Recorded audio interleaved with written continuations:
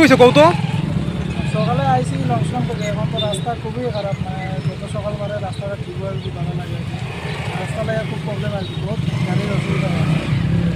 তোমরা কোন জায়গা থেকে আইছো? লংসলাম এইটা সকালে কোন সময় আটকাইছে গাড়িটা তোমার? 8টা, সকাল 8টা। এখন তো রাস্তা পুরো জাম হয়ে গেছে গা। পুরো সকাল থেকে তো অল্প খুলছে, দাও আরেকটা গাড়ি পেছনে আসলে উঠছে আরেকটা।